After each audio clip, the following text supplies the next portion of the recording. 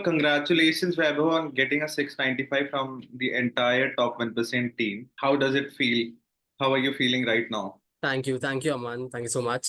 Uh, I feel very relieved, and it honestly feels great to have this score. So yeah, I'll say that. All right, all right. Can you give us a brief background about yourself? What have you been doing work-wise? Sure. So presently, I am employed with Bain, wherein I am working with majorly Middle Eastern clients.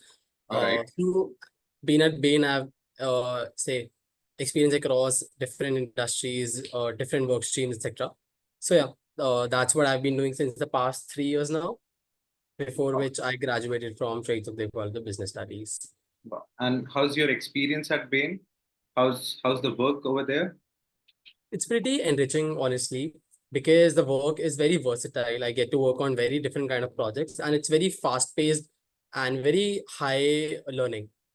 So yeah, you get to learn a lot, get to know how to get things done very quickly in a timed manner, and at the same time get exposure to a number of things. Could you tell us with respect to how you came into this GMAT? How did you prepare and why did you prepare? You being at a good job, why was it essential for you to get into, the GMAT prep? Right. Okay. So I'll start with basically the why of it. So essentially, when I was in college, I knew say X number of things, while say being completely ignorant about or being completely say not knowing say XYZ things. When I joined Bain, I got to know that there's so much that I didn't know, right? And Absolutely. there is a world bigger than Bain that I know right now exists, which I might not be aware of. Correct. To enter say potentially that world to gain that exposure to those number of ideas that I'm not presently exposed to or have the knowledge of. For that, I believe that MBA opens the path, gives you entry in the doors to some of the most exclusive doors in the country, outside the country, as Absolutely. well as gives you exposure on a number of other things which you might be completely unaware of till you join it. Got it. So yeah, and it aligns with my bigger goal. So hence, I Can thought you of like, can you also tell us about your bigger goal if you yeah, want to sure. share? Yeah, sure. So to put in like it's not very specific right now, just in little broad terms. It's mainly to have a positive impact towards the society, towards the country, right? So to achieve that, you have to have say be surrounded by the best of the mind so that you also grow with them. You have to have your foot in the door to the most exclusive doors, and at the same time, you need to have connections alongside, say, being stimulated intellectually so that you can actually work upon something. Absolutely, yeah. I think that's a brilliant answer. And I'd move on to the next question, wherein how did you get to know about top 1%? Okay, you wish to do an MBA, the preparation, and how did you come to know about top 1%? Right. So, as we were talking about Bain, so there are a number of people in Bain who are preparing for MBA, honestly. And since a lot of them are preparing for GMAT, I'd say there's a large chunk which is preparing, say, using top products, like top All 1% right. products. And that's how I got to know it of top through one of my friends at Bain. And that's when I inquired and like got into the process of enrolling itself. Very nice, very nice. And how was it, experience-wise? How was it, working on a job, as in going for a job and also preparing? How did you manage, the work and the preparation balance? And how long did it take you to, feel confident that, okay, I'm ready to take this examination? Right. So I'll say it was one hell of a ride for sure. So because like being in consulting, you end up working say like 11, 12, 13 hours a day. Okay. And you got to manage it somehow on the weekdays, and then although you're exhausted by the weekend, but you still need to manage it somehow. So I'd say it wasn't as easy. And I'd always like heard from others that it's not as easy when you're doing it with a job, but experiencing it firsthand, I can validate what they say. And honestly, but I believe that it helped me grow a lot. Okay. I understood the importance of time a lot more which I didn't used to say. I didn't used to do a particular thing post before work, which I realized that I might be wasting a lot of time because I was actually able to factor in time for GMAT. Although it was like bit tougher on some days, little easier when the work was light on the other days. So yeah, that was there. Um, but yeah, so like, what was the next question? Sorry.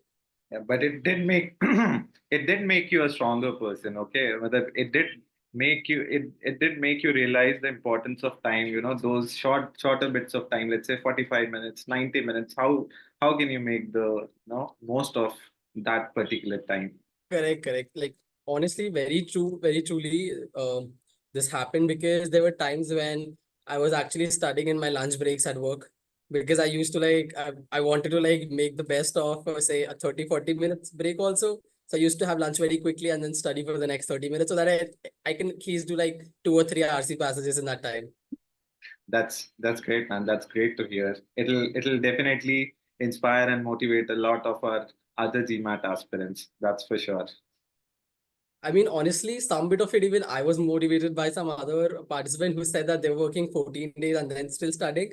I was like, okay, even I'm working like similar, a little lesser than her, but if she's doing with this much, these many hours, maybe I can potentially also do with these many hours. So I think at the end of the day, it's not about the number of hours, but it's also Absolutely. about how much Absolutely. you are able to grasp on in those hours. So there must be days where I put in lesser number of hours, but I was able to move a little further as compared to other days where I might have studied for longer, but things didn't move that much. So it is also about how much like what headspace you are in and how much you're able to grasp out of it.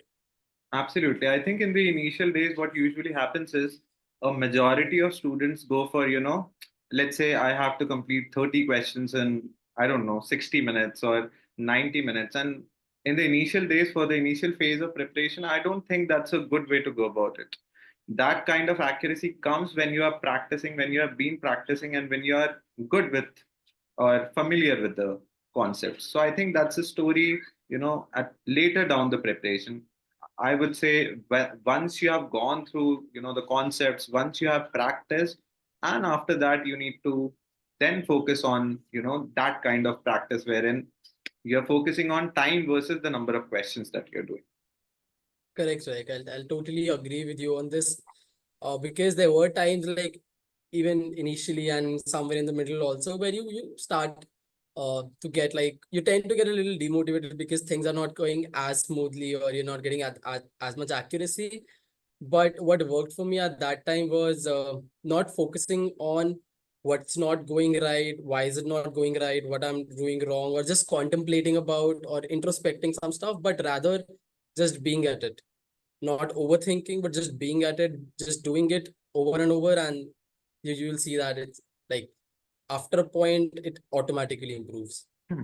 I think it's mostly about trusting the process. You believe in the process. You rather than working on, for example, 7 days, you focus on maybe a particular day or let's say a particular slot of let's say 3 hours and try to get the most out of it rather than thinking about let's say a month or a week.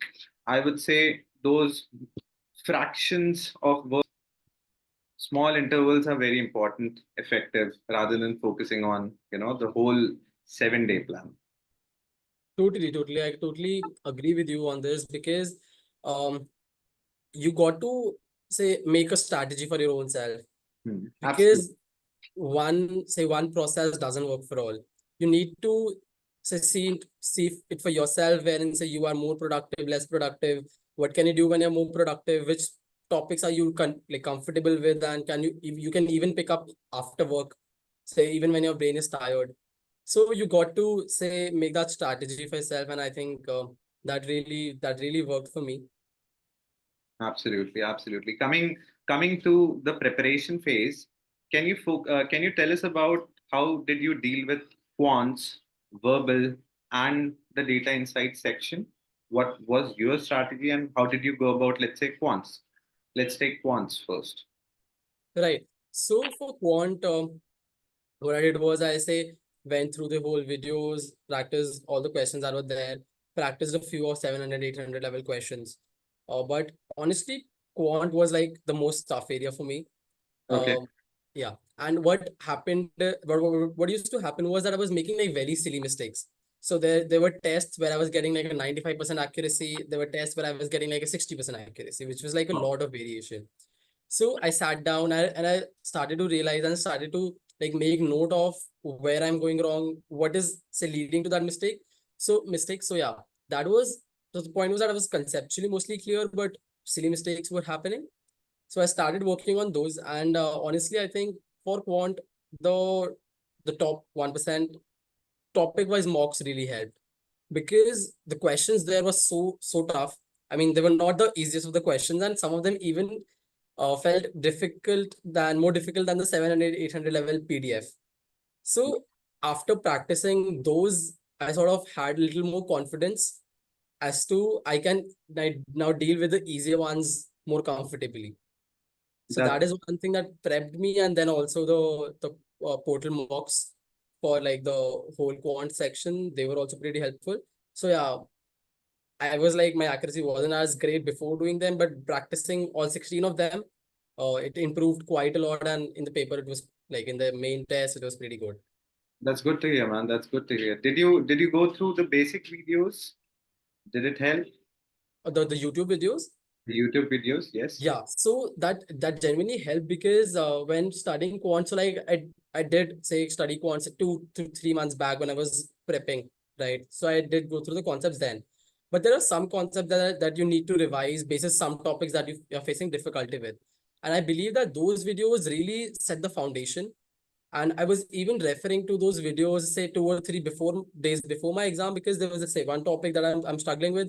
I just go to that video, I just see the concepts again.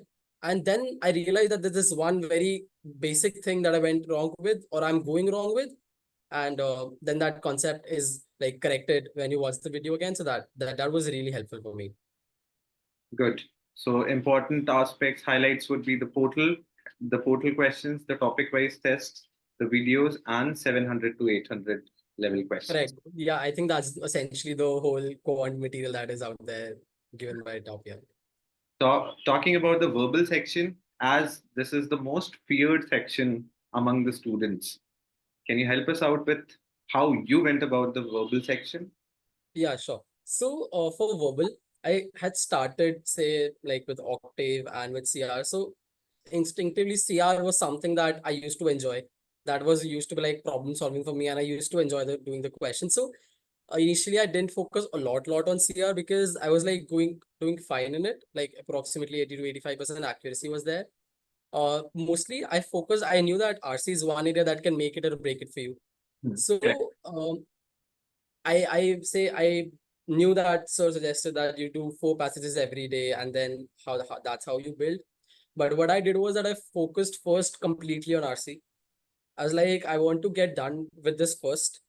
I want to give some like good time to it, build the foundation right, and then maybe I can practice some questions every day. Right. Got So I focused a little more on RC first, kept practicing it, and what made or so like the make it or break it for RC for me was the LSAT passages for sure. it. Because the LSAT passages, then again, like the portal questions were so tough.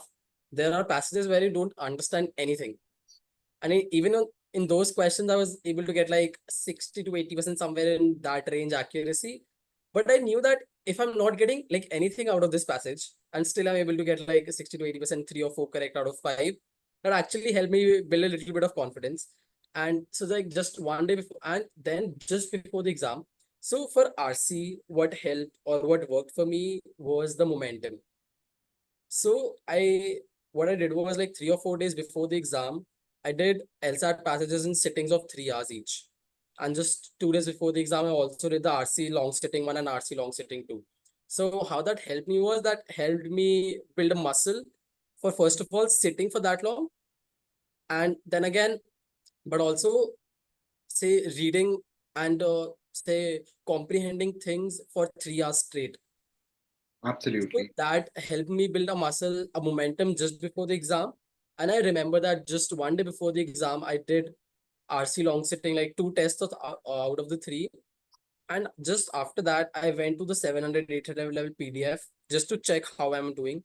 And that was the first time that I got like a 95% accuracy on RC, because then they seemed like very easy because the LSAT passages were like a mammoth to deal with.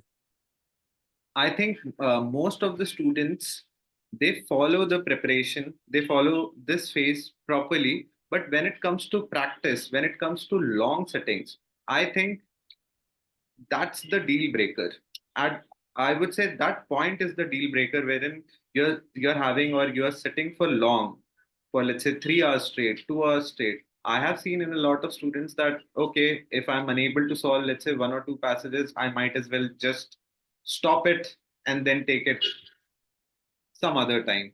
I don't think that's a good strategy. The strategy is to sit, just sit. And, once that particular time goes, once you reach that saturation, I think everything starts coming in. Correct, correct. I agree with you on that, because definitely your brain is telling you to stop. It is not, there comes a point when it stops registering anything. But it's just that perseverance that you need, that okay, just keep going. It's just like a half an hour or 1 hour more. But after that, you will see that it has really helped you. And that did help me, because in the exam, you tend to sit, you have to sit for that long. And you have to say, build that muscle to be able to keep your brain active for that long period of time. Absolutely, absolutely. So yeah, whatever I would say, whatever feelings that you want to feel, or with respect to the failures that you want to have, you can have all those failures right before taking the examination, in the mocks, in the practice, so that you are well prepared, so that you are confident. And once it is time to take the actual examination, I don't think you'll be your accuracy will definitely improve, and you will be performing way better than you were performing in your practice phases in your mocks. We'll talk about that when I ask you about your exam experience. But also tell us about the data insight section. How did you deal with the data insight section? Yeah. So data insights is one section where I believe that practice is the biggest asset there. There are not say, a lot of concepts that you need to build, like verbal or quant, or say in verbal you have octave, in quant you have formulas and everything. But for data insights, say for DS, you already have the concepts of quant in place. Correct. And for IR, it's majorly the practice, and it's then again, I think somewhere or the other LSAT passages again help, because there are some say IR questions which are so long that you cannot potentially read them in like 2 minutes, to read and solve them in 2.5 minutes. You need to actually grasp them, read them, and then answer. So LSAT passages one definitely help. Second, the practice material from say the mock portal and the mock PDFs, the IR 123 PDFs, and then also like DS 436 questions. Also, I believe that honestly, I did not complete all of the practice, and that's where I think I lagged in IR. Had I practiced a little more, I would have gotten like a higher percentile in IR. So that's one thing that I'll definitely suggest, to complete all those 436 questions from DS, completing IR 123, taking all the mocks from the portal, especially the four mock tests that are there topic wise, because then again, that those are like the most tough questions I've seen for IR.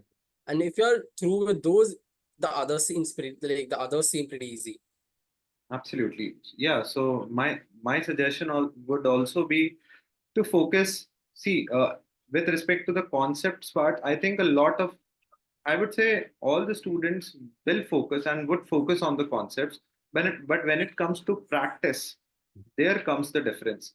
Practicing and improving on your weaker areas. I think these are the major points where students do not focus. See, even with respect to practice, I can say, okay, out of 100 students, if you ask 90 or 95 will tell them, sir, I have practiced, but I don't know where is what are my weak areas, what are my strong areas. So with respect to, along with practice, you also need to know what are your strengths and your weaknesses. And if you can find out what your weaknesses are, then I think the journey becomes way easier, because you need to focus on your weaker areas and strengthen your already familiar areas. Yeah, I think you have mentioned like the crux of it because that's all you need. Because if you are able to say there were topics that I knew that I was more comfortable with as compared to other topics that I was not as comfortable with. So you definitely need to allocate your time, say in a manner where you're giving more time to the areas that you're a little weaker in as compared to you're stronger in. But you can not say leave the stronger areas as well. So one thing, then again, adding on to the momentum bit is like 3, 4 days before the exam, I ensured that I practice each and every section every day.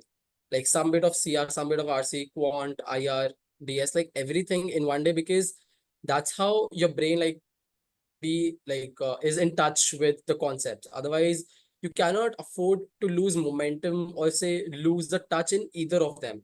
Mhm. So you might be say a good person with say numbers. So you must be good with quant or say IR. But if you leave them, that momentum sort of breaks and it doesn't really show on the exam day. Momentum is something that is really important. True, true. Let's talk about the exam day experience. How was the exam day experience? And could you also tell us about your quant, verbal, and IR score? Yeah, sure. So I'll start like starting with the scores. My verbal score was 90. I remember the percentile. Sorry, I don't remember the scores. So the verbal percentile was 98. Quant was 92nd, and IR was 90th. Wow, amazing. Yeah. So on the exam day, honestly, since I had practiced like the LSAT passages and the RC long sitting 1, 2, 3, when I started the exam, the verbal section seemed pretty easy, honestly, because I was able to grasp the context a lot better because in LSAT passages, the concepts or say the context used to be Context. around literature, history, science, and a lot of other things that I had no clue about. But on the day when I saw like a little bit easier context, I was able to grasp it better. So I believe that yeah, the momentum really showed on the exam day, and I was able to solve pretty easily and the speed was somehow a lot better than it used to be on my mocks or while practicing. Because yeah, I remember solving 5 verbal questions in 5 minutes in the initial time, and I checked that all of them were correct. Wow, that's amazing, man. Yeah, so I think it mainly came with the practice and the momentum. So verbal section went pretty fine. Although Was like there by the was end, uh, so sorry to interrupt you. Was there something that was unfamiliar in the verbal section, if you could remember? I'd say not unfamiliar. They were pretty like I was pretty okay with all of the questions. By the end of the section, I believe that the question had become a lot tougher and my mind wasn't registering a lot of things. So by the say the 21st or the 22nd question, CR had gotten so tough that I wasn't able to basically comprehend because none of them seemed right or all of them seemed right. Got it. Got it. But yeah, otherwise, with respect to how acquainted or what seemed new, there was honestly nothing unexpected that was there. Rather, it seemed easier than I was expecting. Brilliant. That's amazing. That shows how good you were with practice and how you improved and how good you were with conceptual clarity. Amazing. Amazing. With respect to quants, Yeah, so quant, I believe that I made a blunder pretty early on because I got wrong with the second question, which I knew that I was getting wrong with, but I was getting out of time and I had to just mark an answer. And I was like, okay, I'll see to it later. And after that, I checked my report. Just one question after that was wrong, but by the end of the vowel section, I had like pretty good 4, 5 minutes with me. So I went back to the question, corrected it, although I got it correct, the second question correct then, but and it was a very silly mistake. But what had happened was that the algorithm started giving me like lower level questions. So even like I got 18 out of 19 after that correct, and overall 20 out of 21 correct. But still the percentile was to 92nd because probably the lower level of questions. got So I believe that that's one area that you should focus on not getting the questions wrong. all right, man. All right. But yeah, it's okay. It's okay, man. What about the data insight section? So data insights, honestly, like quant and verbal seemed a lot more easier than practice. Data insights seemed at par with the practice. It wasn't as so it's a lot easier or a lot difficult. It was at par with the practice. And I realized later that even in data insights, I committed an error early on. So that was one thing that I did that wrong. But otherwise, it was pretty sorted only. I would say that didn't seem very difficult, but then again, as Sir had also mentioned, that the main thing in data insights is the time management part Fine. Yeah. because there are like very tricky big questions, and you just need to get them right in the right time. Otherwise, you can get them right, but it'll take a lot more time. So yeah, that's one thing I'd say. Time practice really helps for IR. I think where there is a lot of information and you need to focus on, those particular information, that is what is the game changer. Because you can go and read any information that you want a number of times, and that may take a lot of your time. So if you know where exactly to focus, if you can hit it in the first attempt itself, it'll save a lot of your time. That's actually very true for the MRS questions. Because in the MRS questions, if you don't read the question first and read through all the three tabs, you might just be, say, wasting a lot of time because the question might be just referring to one of the tabs. So that's one thing that I followed on the exam day as well, that I read the first tab to get a little bit of context. I went to the question, I saw if that is solvable from the first tab, and then if not, then referring back to the other tabs. Otherwise, you're pretty good to go. You don't waste a lot of time reading the other two tabs. Wow. Thank you so much for this exam day inputs, man. This is going to help a lot of students. Truly, truly. What would be the advice? What advice would you want to give to the other GMAT aspirants? What could be your advice? Do's and don'ts. What to do and what not to do. I haven't like achieved any say such a good feat that I start giving advice, but I can just say what worked for me is like perseverance even when you're going down and it's not going as good. Then building a momentum right before the exam, and say basically the most important I believe is keeping your calm on the exam day. Wow. Yes, absolutely. And what are your plans after this? Are you applying? Yeah. Which which schools are you which schools are you thinking of applying? So right now I'm still contemplating as to if I wanna say study in India or go abroad. So I'm still contemplating on that decision. And once I'm through with that, I will probably be applying, say, in round one or round two as much as time allows me to. So yeah, Absolutely, man. Absolutely. By the way, thank you so much for being with us and congratulations. And let us know when you get admitted, man. We are hoping that you get admitted very soon. yeah, sure. And thanks for like I'll like to thank the whole team. Say from the Sandeep sir to Richa ma'am who's my coordinator, and also there was Pratik who really helped me with the strategy bit. So one thing I'd just like to add here is I believe that it's also a lot more about the strategy than just going through the material. So I Absolutely. would say recommend to everyone whenever they're done with the material, do have like a strategy call and follow that strategy because that is one thing that really helped. Absolutely. Absolutely. Thank you so much, Vaibhav. Thank you so much.